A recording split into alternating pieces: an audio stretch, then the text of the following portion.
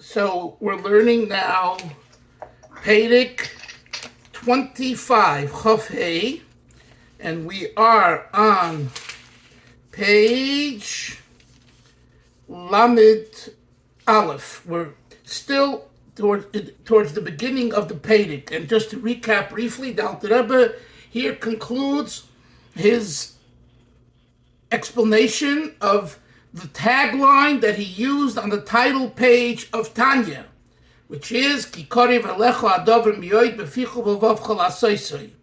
Here he brings it all together and summarizes and concludes. And what we learned yesterday is very, very important words that he says, B'choles, it's the second line of the chapter. B'choles, uv'chol shah, at every moment, at every time, b'yodei shel odem uv'reshusei. It's with a man's capacity and ability, lahave ruach shtus, to transfer the ruach shtus, the spirit of folly, v'hashikha, and forgetfulness, mikirbai, from within yourself, v'liskoid, and you could remember, you could bring to mind, ula'eirer, and to arouse avosei Hashem, your love, Hashem Echad, that you have for God, hamasuteres, that's hidden and latent within your heart. Bevadai, and Alter Rebbe used the word bevadai. Surely, it's not a suffix, only maybe yeah, maybe not. It's bevadai, belishum suffix, without any doubt. Let's continue. So, out of the three words in the pasuk in Parshat itself, Kikori v'elecha adavar miyoid b'ficha, in your mouth, u'v'vavcha, in your heart, l'asosei, to act upon, the word l'vavcha is the one that's most difficult for the Balatanya. Why? To act is easy to do, behavior modification. To speak is also easy, talk is cheap. But to feel it in your heart, that's a difficult one. So the Alter Rebbe explained that what type of levavcha am I talking about? Not a pure, passionate love for God, that you have palpitations for God every time you think about Him. That's for tzaddikim. For the average man and the potential beinoni, which we all are, it's bilvavcha l'asosei. I'm looking for at least some feeling within the heart, or better said, as explained in chapter 16, a feeling within the mind that its notion, its orientation is to action. It's not pure levavacha. It's, the Alter Rebbe says, look in the pasuk, it's bilvavcha l'asosei. The word bilvavcha implies an action-oriented feeling. What is that? So as we explained at length in the past, this refers to doing the right thing, understanding with your mind that this is the right thing to do, and you understand it. Not just you act like a robot. You understand that because your wife is your wife, take the garbage out. You understand why you should do it, not just because if not, she's going to clobber me, or it's going to stink in my house. It's going to be a bad smell. Or she's going to, nudge me and drain me a cup. No, that's maisa, that's action. I don't want to hear from her nudging, so I better take the garbage out. I don't want it to smell in the house, I take the garbage out. We're talking about you understand what a wife is. And you understand that she is your wife. And you understand how you are her husband. So by understanding all of those things, I now take the garbage out. So that understanding the Alter Rebbe called in chapter 16, bilvavcha l'asosei. That's enough to get you to feel something justifying the behavior. So this is what he says. Now, there was another point. Bilvavcha doesn't only mean love, it means fear too, awe, reverence. And the question was, how do we include that? And the Alter Rebbe explained that, I believe in chapter 19, that it refers to separation.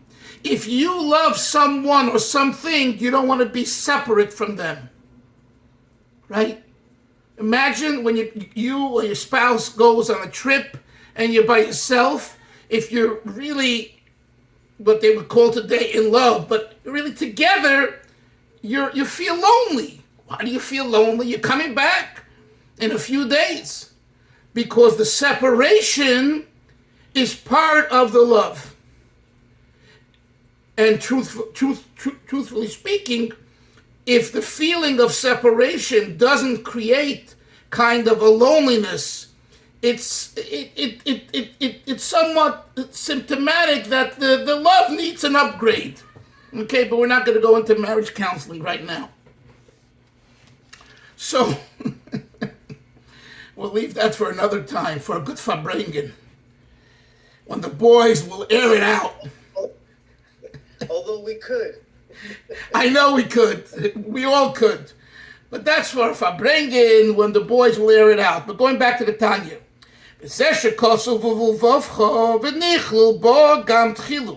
Vuvavcha also incorporates fear, a feeling, an emotion called fear or respect. The Hainu, the Alter Rebbe says, I don't mean fear or whiplash. You're scared your wife's going to beat you. That's ridiculous. Or God's going to beat you. He's going to beat you, going to send you into Gehenna, and you're going to burn. That's not the concept the way Chassidus sees it.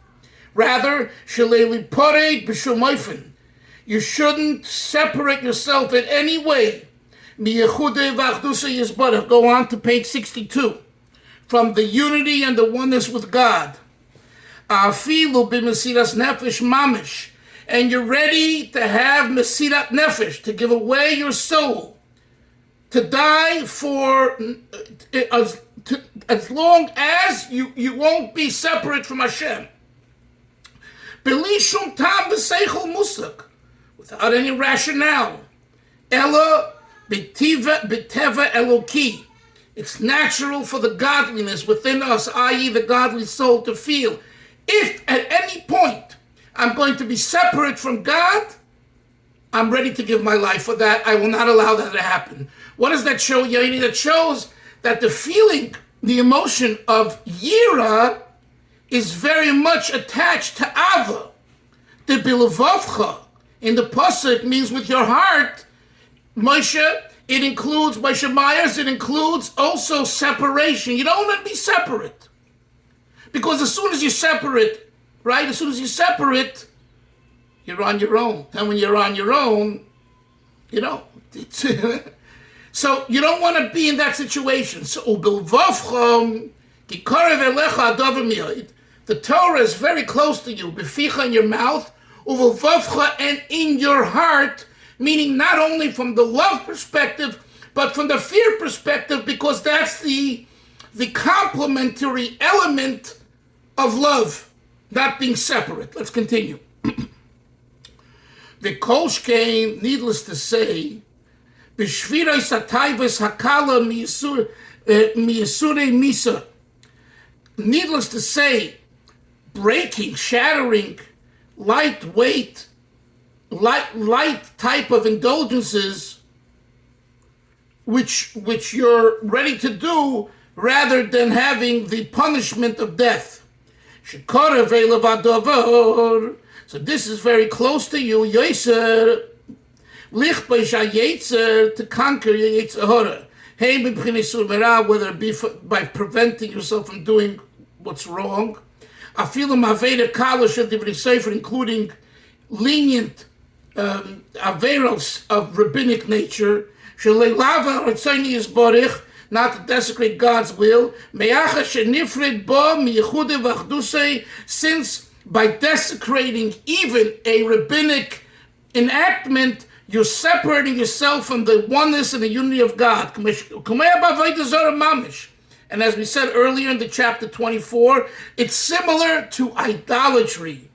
B'shas Maisa, at the time of the act, it's like you're worshiping an idol. Because when you worship an idol, you give credence to the deity, to another deity, right? When you do an Aveda, you're giving credence to your ego, which is like Avodah Zorah. Says the Alter Rebbe, Gamba Avodah Zorah, Yochel Asas Tshuva Achakach. We find that even by Avodah Zorah, idolatry, one can do tshuva after worshiping the idol. Now here he goes into a question, a rhetorical question.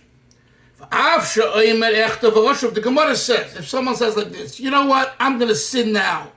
Let me enjoy now, and later on I'll do tshuva. But meanwhile, let me live it up. So the Chazal say,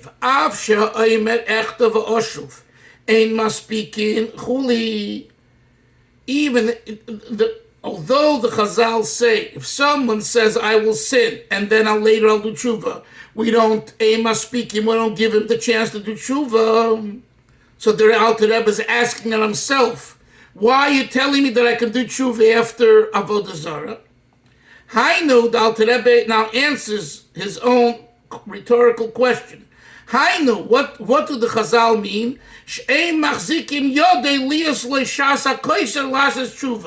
Hashem won't hold him by his hand and say, here, I'm bringing an opportunity for you to do tshuva. Avo, look, how the Alter Rebbe explains this Chazal. It's wonderful. Avo in docha kasho v'osa tshuva. But if the hour, it's an expression, if the pressure of the hour, if the situation lends itself, v'osa tshuva. In other words, God's not going to say, look, I'm going to give you an opportunity to tshuva. If you're such a bad sinner that you made a calculation, I'm going to sin now, although I know I shouldn't, but I want to enjoy and live it up. And later on, I'll do tshuva when it comes Yom Kippur, Shon, and all that. Chazal say God's not going to give you he's not going to put in front of you a way of doing tshuva.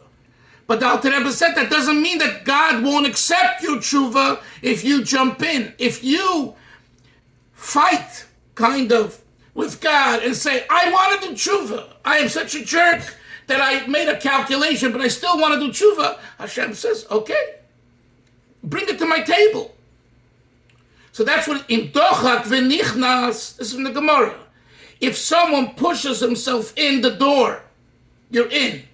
It's like you come to a Rebbe's door or a rabbi's door or a gadol's door, whatever, and they have a line of people, and there's someone pushes himself in.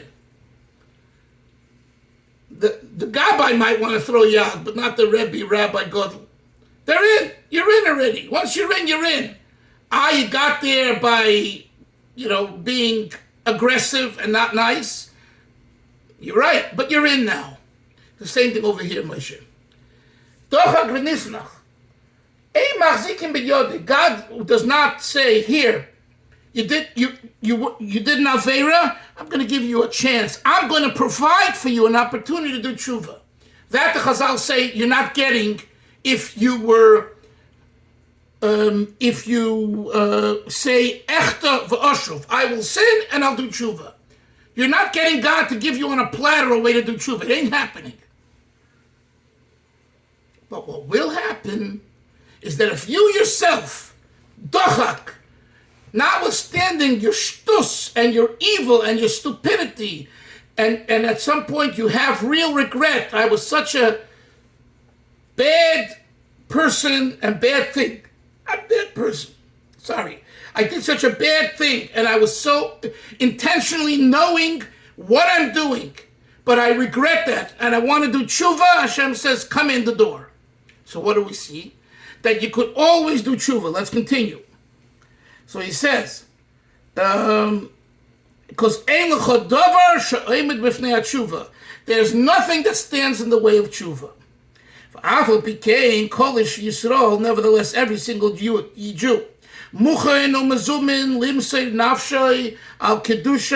Hashem is ready and is prepared to give their life for the sanctity of God, not to bow to idolatry, to an idol, even if it's just temporarily, the last is tshuva, and if he did, to do tshuva for that.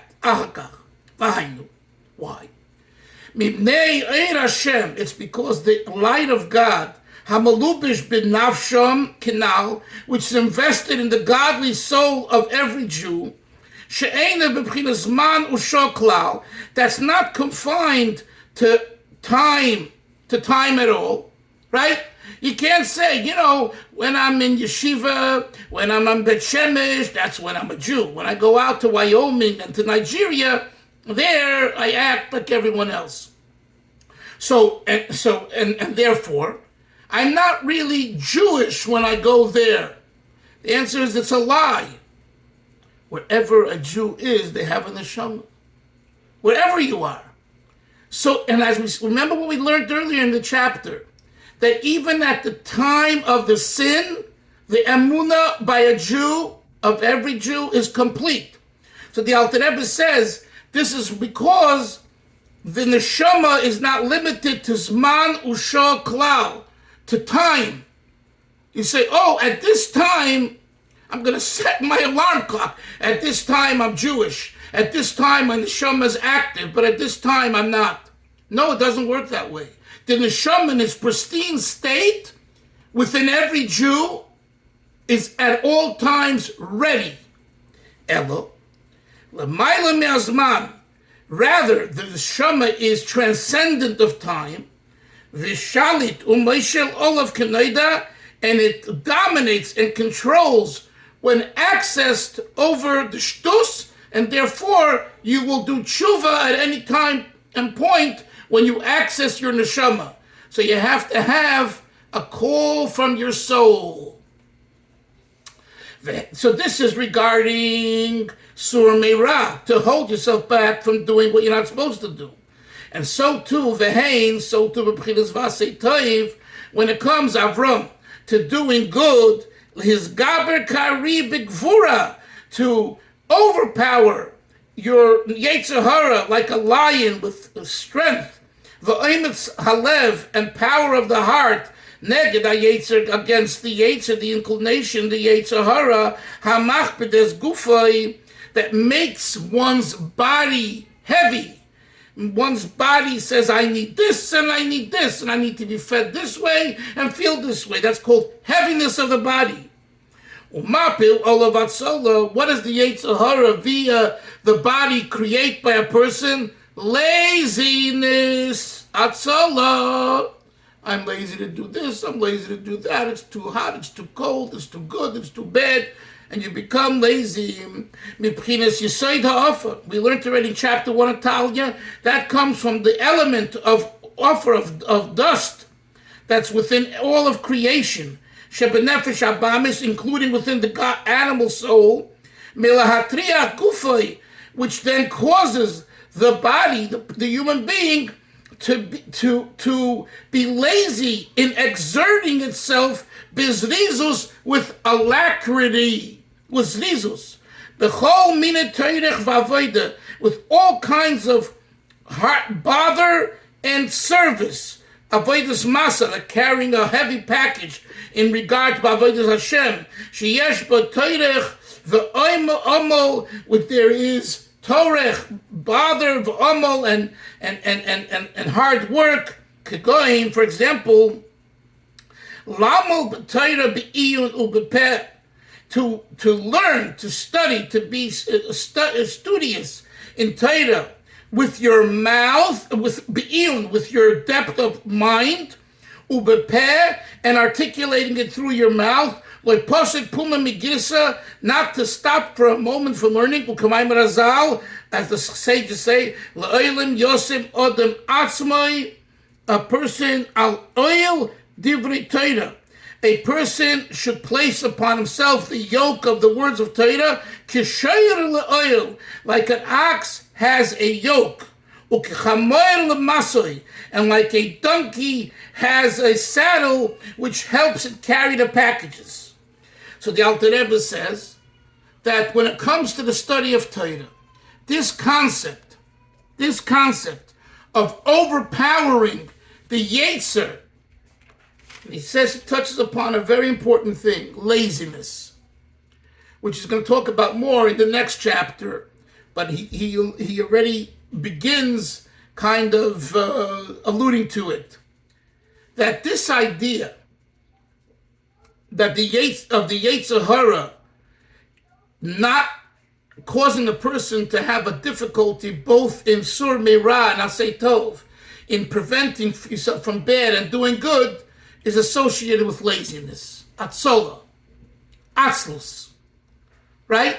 And the Yetzer Hara is trained in giving a person all kinds of excuses not to work hard. Not to work hard. We discussed this many times, like the idea of espasnit for me. It's not befitting for me to go and wash windows.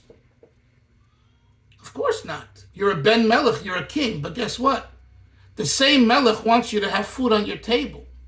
And if for some reason you've been laid off from your job right now, and you need to make food, you need to make parnasa to feed your family, do whatever it is. And if it means doing that, do that. You know how many people were great people? Let's talk about the Chofetz Chaim, the tzaddik, the Chofetz Chaim. Migodl mimenu, who's greater than the holy Chofetz Chaim. The Chofetz Chaim traveled around Russia, Ukraine, and Poland, selling his own svarim. So sometimes when I do that in the shul or two that I'm visiting, I feel great. I'm in the wagon of the Chofetz Chaim. But on the other hand, ask yourself a question. The Chofetz Chaim is such a yid. He should be sitting and learning, and everything should be provided for him so that he can write more and come up with more important Torah ideas for Klal Yisrael. And what is he doing? He's schlepping around to sell his svarim. Why? Because he needed parnasa.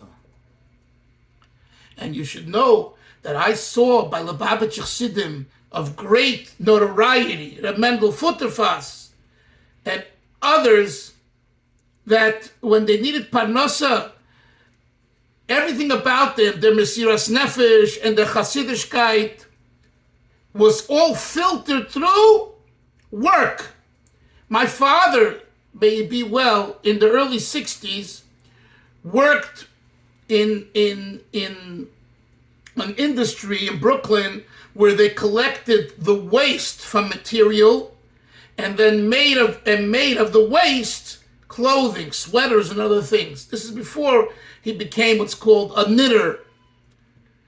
And he told me that he sat and that he worked on a table, and next to him was a chassid who learned in Lubavitch, who was, they say, one of the 10 people who signed a pact with the previous Rebbe to do or die to keep Yiddishkeit going in the underground in Russia, and later came to Eretz Yisrael, and he was the manayil of one of the Lubavitch yeshivas, and he is standing there on the next table, officially working. My father told me that he had a sefer there of the Mittler Rebbe, and a lot of the time he was learning Chassidus. His son was the owner of the business, and his son, wanted to accommodate his father, who felt he should be working in addition to everything else. And whenever I think about it, it's like, on one hand, like a busha. Like such a Jew should be working in a sweatshop, okay? It's hot, but that's what he did for Parnasa for a while. Then he had another job, was to hired as a fundraiser for the yeshiva. My point being is that the attitude was, there's nothing embarrassing about with any job as long as it's kosher and acceptable to bring parnasa home.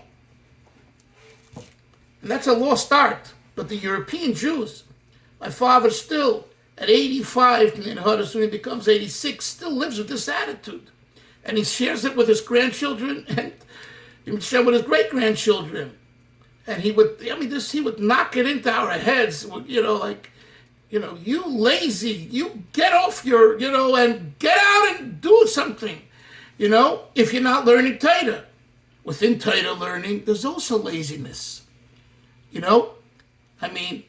here we're learning Tanya, and there's some deep ideas. Sometimes we say, well, the deep ideas, they're way above me. I'm going to leave that for another time or another person. I'm just going to focus on kind of the emotional part, the psychological part. So, Chavre, you have to know that when you learn Torah B'chlal, you learn Chassidus especially, You need to endeavor to understand the deep parts as well. You have to harva. You have to put effort into it. It doesn't come from wearing pajamas at night and going to sleep, on a comfortable bed. You can do that too, but you need to use your mind. A piece of Gemara, right? There's learning Gemara with Rashi. Okay, what about Tosfos? So we knew when we were in yeshiva that when we didn't learn Tosfos, we're just learning it cursory. It's just like like a shallow learning. When you start learning Tosfos, and Tosfos, rips apart Rashi, and Rashi has his opinion, and why is it not like Tosfos? And what's Tosfos adding? And you got to really use your cup, your head. That's, sweating away to understand the piece of Gemara. So the Alter Rebbe alludes to all of these ideas here when he speaks about laziness within learning. And what is he getting at? Not to leave us high and dry over the weekend Shabbos Chazoin, which is this Shabbos. The Beis Hamikdash is being shown to us. What does the Alter Rebbe want? The Alter Rebbe wants us to know that Hashem accepts tshuva at any time and every time, and that every Jew has something in themselves to do tshuva, to turn on that faucet of Abbas Hashem and Yiras Hashem at any moment. And the same is true, as we conclude, with the idea of the Shabbos Chazoin. It's the saddest Shabbos of the year is this Shabbos. Yet, like I told you, what does the holy Reb Levi Yitzchak Baditchever say? That on this Shabbos, Hashem shows us a vision of the third Beis Hamikdash. Dafke this Shabbos, which is the saddest time, halachically, emotionally, when you stop and think about, especially Chavre that you all live in Eretz Yisrael, you're there. What do you mean? You don't have to go to the Kaisel. You're in the land of the Philistines, the land of Eretz Yisrael, but you're mamish, and you think about how we don't have a Beis Hamikdash. Yeah, we have Eretz Yisrael, Baruch Hashem, but we don't have a Beis Hamikdash. It's like a chassid once said. He said, who Mashiach is, I know, but what I still haven't seen is the Beis Hamikdash. The Beis Hamikdash. Where's the Beis Hamikdash? Say it again. I'm sorry? Say it again.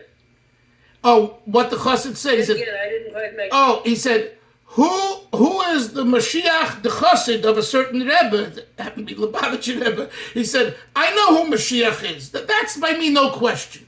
This is his feeling.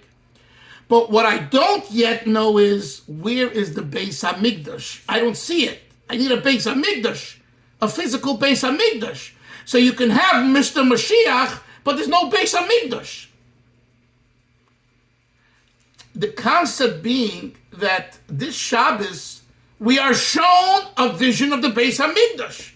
So at least it's like, you're flying high, you're flying over the Grand Canyon, and you look down from the window. Wow, here's the Grand Canyon. But I'm not there. I see it from thousands of miles up, but I'm not standing in the Grand Canyon climbing and hiking. So the Alter Rebbe says here in the Tanya in chapter 25, in this section, that a Yid has a complete neshama that's always accessible to do whatever it does, including hard work. And there's no excuse. The excuse is when you allow the Yetzer Hara to throw in all kinds of arguments and ultimately cause laziness, that we don't want to work harder. We don't want to work harder. So comes along the Balatanya and says, the ultimate of the Nefesh Elokis is hard work. Hard work in Torah learning, schwitzing to understand Pshat in the Gemara, or a piece of Tanya, or the Siva Shalom, or whatever you're learning, a piece of Halacha or Musar, makes no difference. Did you ever schwitz? You ever walk out from learning schwitzing because you tried understanding this, what you're learning, and it just wasn't going and you didn't give up and you thought again and you looked again into the text and you discussed it with a chavrusa and with our teacher and your mamish come out wet from that exercise. That's what we're talking about. And we know this from our careers.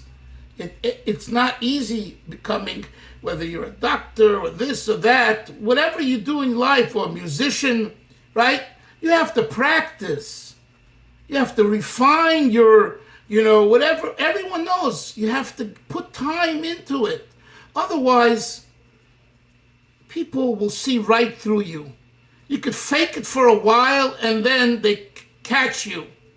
And then they call you a fake, a phony fraud, It's like, so the quality. Just this morning, someone wrote me something, and I said to him that getting up early in the morning, real early, is demonstrative, and learning and davening, writing, whatever one's doing. The effort to break laziness, to do things to break laziness. It's a very important thing. If all we conclude from this year is to take one hachlata to break laziness in one area in your life, we've accomplished a lot, really. And that's the way we're going to have the Beis Hamikdash, Chavra. It's going to take, it's much more. And I'm not poo-pooing climbing up to the those that go up to the Temple Mount and those that say, no, don't go up. I'm not, make a march around the Kaisel and then the old city. It's all, whatever's for Hashem is good, fine. But it takes, work, inner work, and especially sharing it with others. And now the 3 weeks, what's the antidote? What's the antidote to the destruction? Sinas chinam, Chazal say it's avas chinam, baseless love. Pasha to love another Jew because they're a Jew and that's it. Don't ask questions. Don't ask up and down. And it's a hard avodah. It's not easy. No one says it's easy. Says the Alter Rebbe here that when you tap in to the Nefesh Elikis, for the Nefesh Elikis, this is also kind of easy. It's easier because the Nefesh Elikis enjoys hard work. It enjoys the avodah. Why? Because Hashem wants avodah. Since Hashem wants work, the Nefesh Elikis says, I'm ready to roll up my sleeves. So may Hashem help Taka that we all come back on Monday, Mitzvah Hashem, and we all witness the vision of the Beis Hamikdash, the third Beis Hamikdash, the final Beis Hamikdash, and will Chazayin, Yeshayahu, and Amitz, the vision will be, as it says at the end, Tziyem b'mishpat tipoda v'shaver b'tzedakah. Zion will be redeemed with Torah. Mishpat here refers to Torah, and it's captive with charity, with tzedakah. And the Rebbe spent a lot of time on this verse. Every single year, Shabbos Chazoy, when he would speak, not every time was of Habrenim, but during the week or on Shabbos, whenever he spoke about this, he emphasized this concept that the two things that we need to do in the 9 days is to add in Torah learning and also in giving of tzedakah. So I leave that with you, and Mitzvah Hashem, wish you all the best Shabbos, and we'll see each other on Mitzvah Hashem on Monday. Sei gesund. Bye.